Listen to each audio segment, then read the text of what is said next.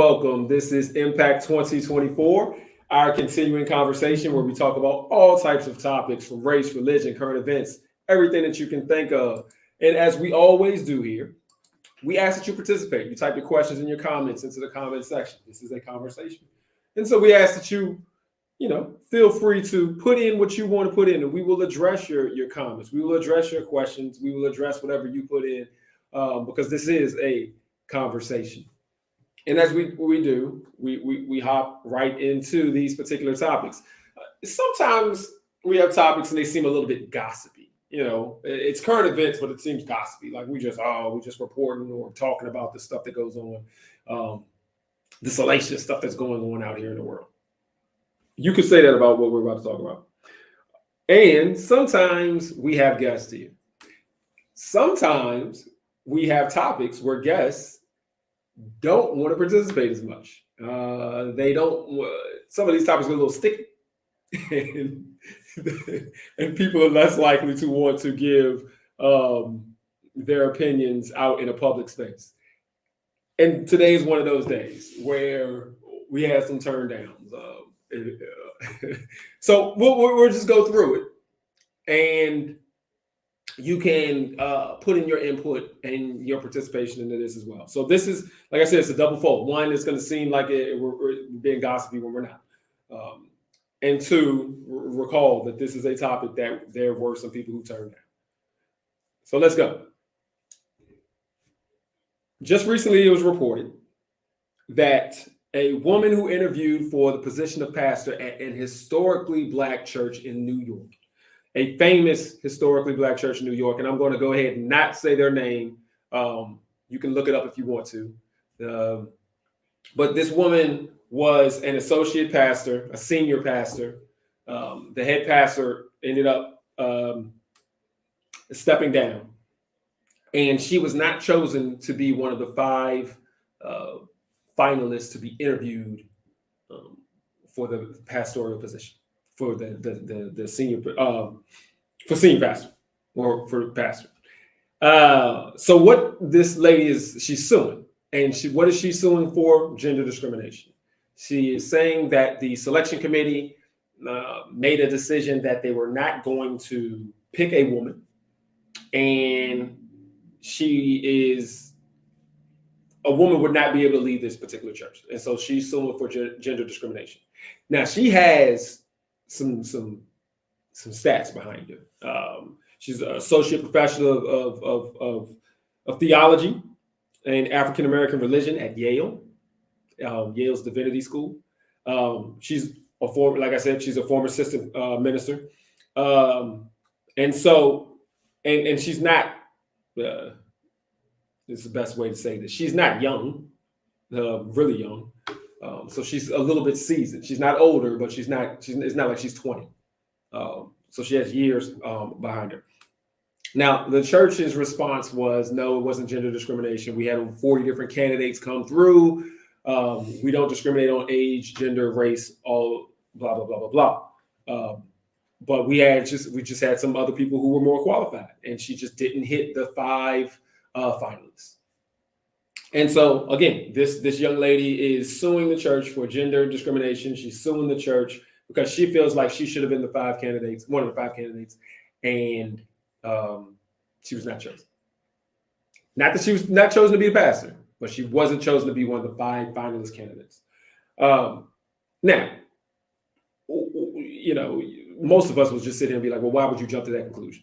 Why would you just jump to the conclusion that, all right, this particular church is saying that age, gender discrimination, and why are you going to sue? You just didn't you didn't make the cut. All right, so you need to just be happy. Well, what she did was she talked to some of the people on the committee, and supposedly some of the folk on the committee just said, hey, they didn't feel like a woman was going to be able to lead the church. And they said particular people on the committee felt that same way. The head of the committee, and that's the committee, the search committee who finds the pastor, is a woman. And unfortunately, that's one of the people that she said was adamant that a woman couldn't lead the church. All right. So now I put that out there. That's the salacious part. That is the part that is out there. So it's concerning. It's very disappointing that at this particular historically African American church that a woman is suing the church because she feels like she was discriminated against. But it does come to another issue and a greater issue, and the reason that we got some turn downs is because the issue comes to, should women be the pastors of certain churches? And is that okay or not okay? Now, we know very well that there are plenty of women who are pastors at churches, plenty of women who are senior pastors or associate ministers at churches. And we also know that there are plenty of people who feel like that is not an okay thing.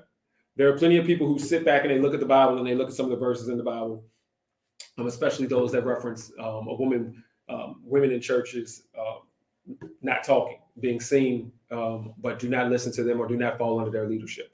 There are people who follow those particular verses and have made the decision that they apply then and they apply now, and women should not be in leadership when it comes to the church, the Christian church, Christian faith. And so there is still in this time a debate between whether or not women should be in charge, even though we have plenty of women who are pastors, heads of churches. There is still a debate that rages on. And this is an example of that debate that goes on. Because whether you believe the young lady who's suing that there was discrimination or not, what is probably true is that there are people on the committee and people throughout the church who believe, hey, a woman cannot lead this church. And sometimes it's a matter of the size of a church. If it's a small church, they're like, oh yeah. But this is a historic church. This is, this big time church. And so that is still a debate that rages on, To be honest, I know people on both sides. I know people who sit back and they say, well, look, the Bible says, and there's a bunch of different occurrences that people point to. The Bible says this, and we a woman is not supposed to be, in the lead, and a man is not supposed to follow behind her, and that can lead you down a certain path or this and that. And then I know people who are at the opposite end. That God calls who he wants to call, And so even though this may have been a different time then, this is a different time now. And then there's people who take the historical aspect of it.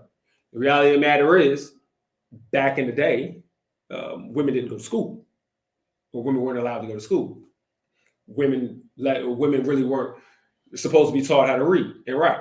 And so you had a position where you're going to have less effectiveness when you have people who don't have the opportunities for the education, don't have the opportunities to really study and learn. But now that we do, does that change the game? You can't make those same arguments. And so the question comes, as the topic still goes in, are we in a different time where it is okay? Or should we still be under the same type of thought process that many were from the past, where women can't lead in the church? They should not be, they can be in leadership positions in different things, but they can't be the pastor. They can't be the senior pastor. They can't be over the church. And so that's the topic. And that's the topic, again, that people stray away from. Because oftentimes you'll find, I'll just talk about what I found. Oftentimes you can find individuals who'll sit back and be like, look, I know it's not politically correct to say, but I don't believe that, women are lead. Or they'll sit back and say, that's cool for all of them, but I know for me, I'm not about to be in no church that has, a woman as a leader. You'll hear those comments. And I've heard those comments. I've heard people say that. So in public, they're okay with it, but in private, they'll sit back and they'll be like, no, I ain't gonna really do that.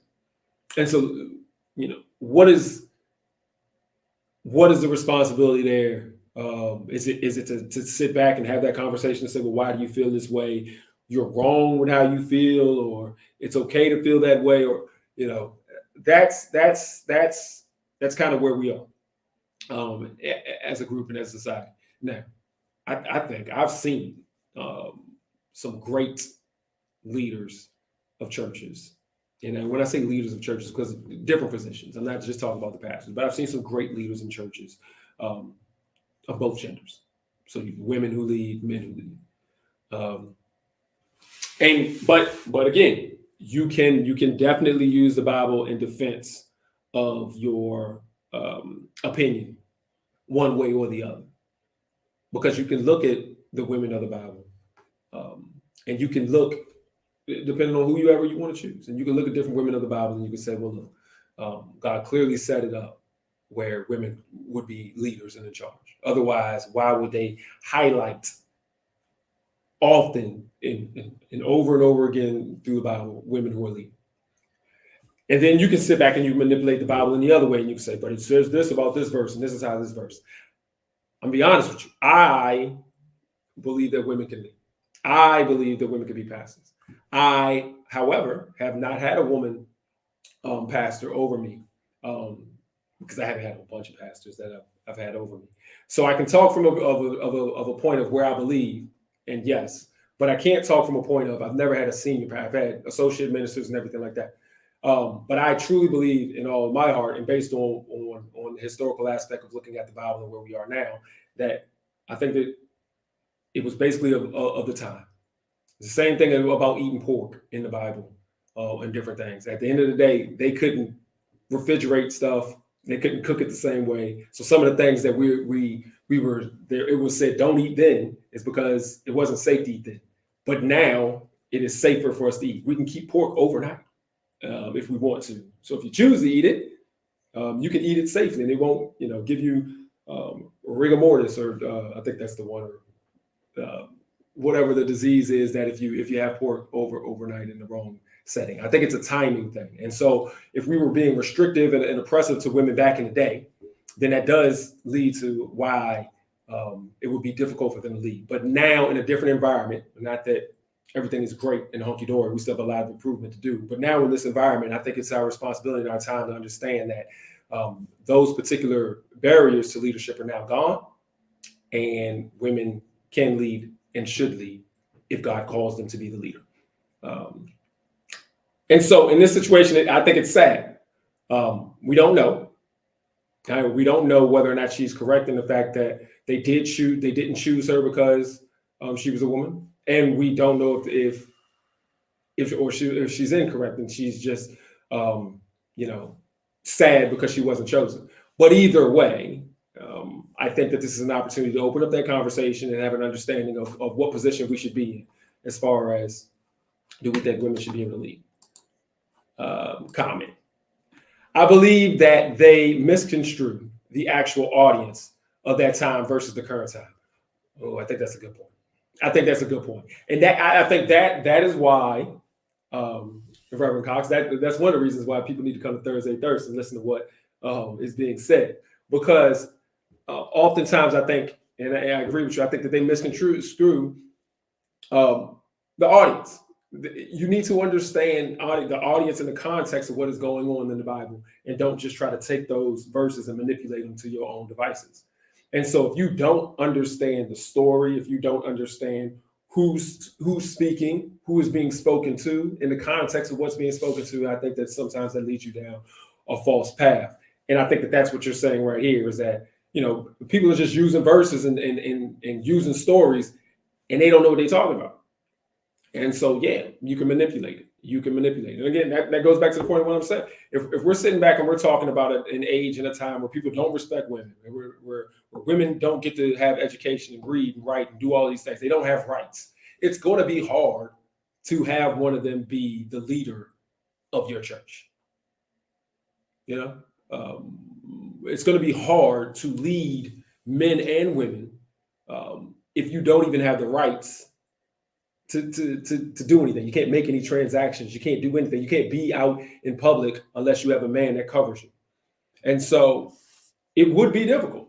But once that moves and there's a different audience and it's a different time, then I think we sometimes have to have different rules and different ideas and different thoughts. Not to get away from the Bible or try to change it out, but I think that you have to understand the time in which they're talking about. Or the rationale and the reason. And I think that's exactly what you're talking about. People try to misconstrue it because they don't understand, what's being said. Great comment. Oh, got another. The major issue that is never discussed is, does God call or do the people? The lectionary reading for last Sunday was about Nathaniel's calling. And when Nathaniel was told about Jesus of Nazareth, he stated, "Can anything good come from Nazareth? Who should have the authority to call those who leads God's church?" That's a good one. Yeah, I think that is the ultimate question. Is if it's God and God can do all things, then He should be able to call a woman. He should be able to call a man. He should be able to call a child. He should be able to call somebody who is elderly. He should be able to call whoever He wants. Um, God can call anybody, as it says. You know, He can call the rocks to cry out. So if God can do whatever He wants to do, then who are we to sit back and say, all right, well, this person can't be called, or this person can't be called, or this person can't represent us, or this person can't lead us. I think that's a great point. And especially if you think of God as more of a, if you think of God in a box of He is restrained by the Bible and can't, that He's restrained by the Bible. If you think of God as, I'm God and I'm bigger than everything, then God has the ability to do whatever He wants, whenever He wants to do it. And so if God is going to call a woman, then God's going to call a woman. It makes you wonder if women can't lead churches, if women couldn't be pastors, if women couldn't be leaders, this is going to be a black moment. If I was sitting here and I was a slave and I said, God, I need to get saved. I need to get saved out of this situation. I need to not be a slave anymore. Can you please send somebody to help me? And then all of a sudden one day I just knock at the door and I see this person, and the person says, follow me and I'm gonna lead you to freedom. The person is a woman. It is Harriet Tubman. And I sit back and I say, but I asked God to send me somebody, and God is not gonna send a woman for me as a man to follow behind. I'm good. I'm going to stay here and I'm going to wait for God to send me a man. I don't think anybody's going to say that. I think that would be foolish to say. And I am pretty sure, not guaranteed, but I'm pretty sure that even the most skeptical person sit back and say, well, this lady don't know what she's talking about. They're not going to sit back and say, I'm going to stay in my situation and in slavery and not follow this woman. If God sent this woman, I am not going to sit back and not follow her into freedom. And I know that may sound like a silly example, but in reality, when you sit back and think about it, in every other situation, if a woman came to save you or to help get you to freedom or help get you to your situation, you're going to follow. But all of a sudden in these other situations in the church, we go sit back and be like, well, if God sent this woman, ain't no way God gonna send this woman and I ain't gonna follow her. If you wouldn't have followed Harriet Tubman, then you got a valid point. But if Harriet Tubman showed up and you would have followed her, and because God sent her to save you, I think if God sent me a female pastor to save me, I'm going to follow just the same way. Another comment. That was very powerful. Is God restrained by the Bible? Yeah, and that goes right back to the comment. Is it, what restraints are you going to put on God in your thought process? Because for me, I believe God can do all things, so I'm gonna just leave that one wide open. But again, I want to respect the fact that there's some people who sit back and they look at the Bible and they come to a different conclusion. I don't think, though, as Reverend Cox has said, I don't think that you are looking at it. I think you're looking at it restrictively, and I don't think that you're really looking at it in an open manner of, all right, maybe that was okay then, or who is the audience that's being talked to, or is God have the ability to do whatever God wants to do? So, now, if there's some practicality to it. Look, if it's a church of a bunch of older thinking men and women who mentally cannot bring themselves to follow a woman, then I do, and this may be controversial, I do think that you can sit back and make the decision, look, this congregation is just not going to follow a woman. They're not ready. They're not going to do it. And you have to make the decision of whether or not you're going to try to force them to do new things, help them grow and force them to grow. Or are you just going to be like, well, this isn't the time and we'll work towards getting it.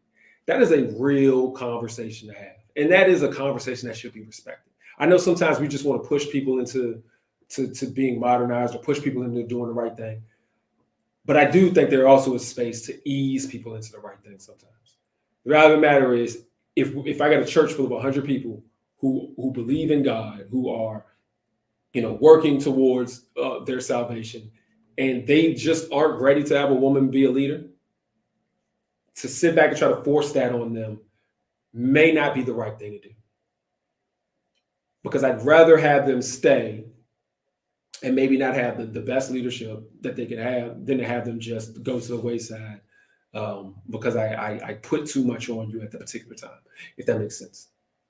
So that is a real conversation. But even if you do that, even if you sat back and you said, well, we're not going to put a woman in charge because these people are ready, there still should be the conversation of why you are ready, or how we should get ready, or how you should understand and respect the fact that God can do whatever God wants to do.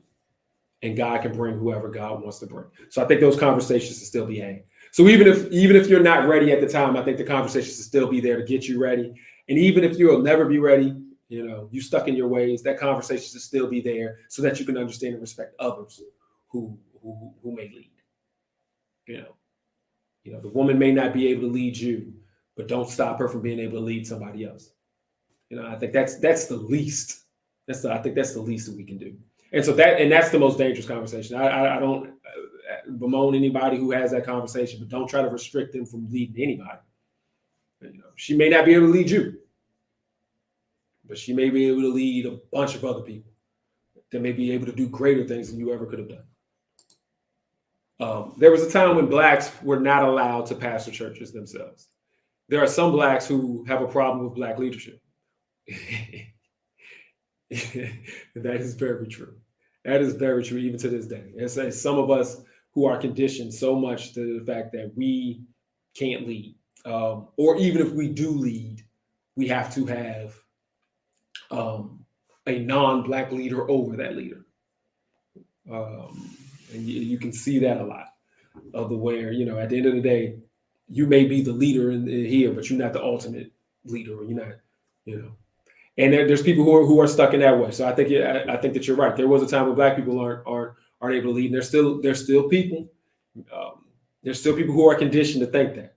Whether they know that they're thinking that, or they're just conditioned to think that and they don't even know. But there are people who definitely do not get on board with Black leadership, and they just can't envision it. They just can't see themselves, following behind a Black man or a woman in power. And so, that's a very good point, because that's the same way. That's the same conversation. It's the same conversation. And to those same people who, you can't follow a woman and you can't follow somebody of color. And that's a shame. All right.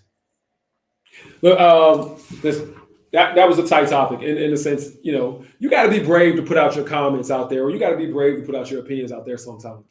And it's tough to do. I know how people have responsibilities and jobs, and they're like, man, if somebody see this and they see me say this particular comment or that particular comment, I'll be in trouble. Got it. Understand. Don't bemoan you at all. Next week we'll have less of a controversial topic, and hopefully we'll have some people who are willing to step up to the topic. But I appreciate the comments that came in, and again, we understand that even though this is a free and safe place for us to talk about different topics, everyone always won't feel comfortable to give their opinion. But with that being said, thank you for the topics that came in. Thank you for the comments. Thank you for the commentary. Please consider that. And again, even though I said we have salacious stuff, we don't try to put people's business out there. If you do want to try to find out and just stay abreast of what's going on with the church in New York, feel free to do that. But we just didn't want to put their name and their information out. I don't know if it's out of respect, but just, it didn't change the topic or the conversation. So just want to put that out as well. All right. Thank you, everybody who joined us. As always, Thursdays at 7 o'clock Eastern time. We're here at Facebook and YouTube. Please join us for Bible study for Thursday Thirst. On Sundays at 10 o'clock Facebook, YouTube, join us. You can also join us in person by coming to the address that's listed on the screen if you're in our area. And 7 o'clock every Tuesday, we have prayer here. Pray with us, whether it be at your home. You will be praying at the same time that the people in this ministry are praying. And then, of course, at 8 o'clock, we have Impact 2024. Also, if you're in the Richmond area on this Friday, the 19th, and I do not know the time, but we will have a game night where you can come out and play cards, come out and play board games, you can come out and play video games, whatever, fellowship, and have a good, fun and good time. All right. Thank you. Please join us again next week. And as always, have a good one and have a good night.